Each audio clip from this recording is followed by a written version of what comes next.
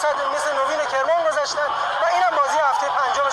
فرصت برای چوکا درونه محمد و توی دروازه گل برای چوکا.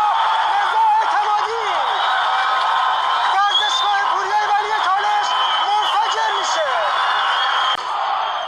میلاد پورصفشکن یک حرکت عالی از بازیکن داماش درونه محمد و توی دروازه گل برای داماش. حالا بازی جفت یک میشه. اگر اشتباه نکنم میلاد پورصفشکن بود که دروازه چوکا رو باز میکنه. مصطفی رستمی با پای چپ میفرسته پشت مدافع